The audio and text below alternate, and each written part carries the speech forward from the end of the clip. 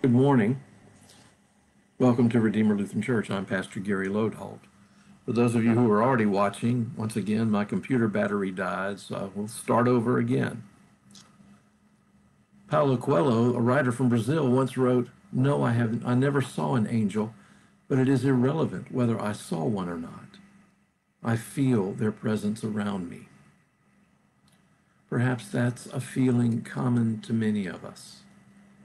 Many of us have a sense that we are supported, lifted up, and protected by angels in life. But often our ideas about angels are a bit vague, and we have some sense of them out there, and we likely think of them as having wings. But beyond that, things get a little murky. This week, I hope to talk a little about angels and the things we can know about them from the Bible. Today, we're going to look at angels in general and their role as messengers of God. The first thing to know about angels is that they are part of God's created order. Just as God created people, God also created angels, and they are as different from us as antelopes are from armadillos. Oftentimes when our loved ones die, it's comforting to believe that they become angels. But the Bible never says that.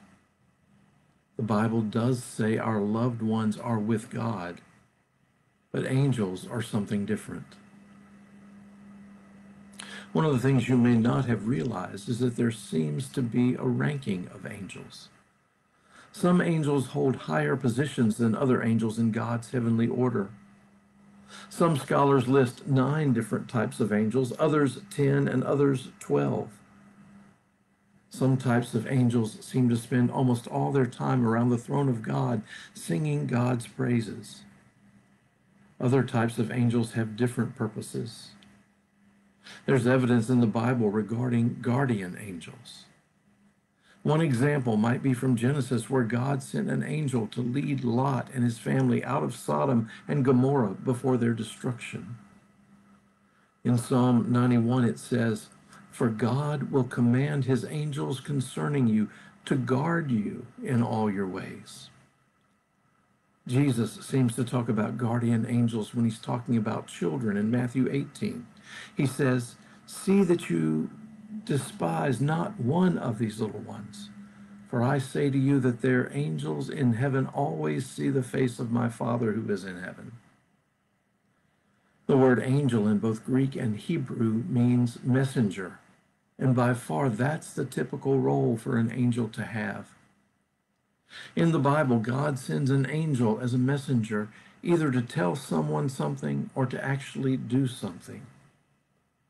There are lots of examples. Abraham served as host to angels who gave him a message from God, and later it was an angel who stopped Abraham from sacrificing Isaac.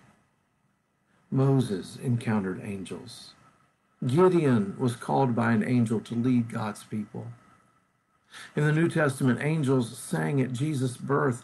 The resurrection was announced by angels, fulfilling their role as a messenger of God. And an angel let Peter out of prison, and later on did the same thing for Paul. These are just a few examples of many, many stories in the Bible about angels. And while we like to picture angels with wings, interestingly, in the stories in the Bible, when people encounter an angel, it most often appears in human form, although there's something marvelous about the appearance. But in those cases, wings are never mentioned. Other types of angels we will talk about later this week are described as having wings.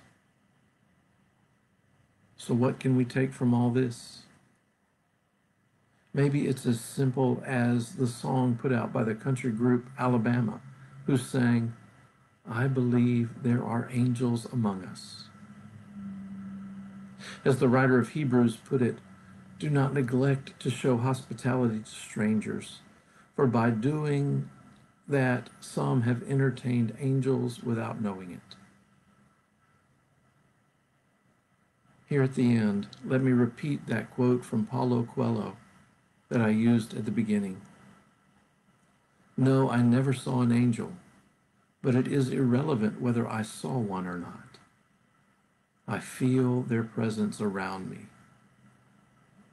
We feel their presence, our guardians and the messengers of God. Thanks for watching, and remember to let this day belong to God.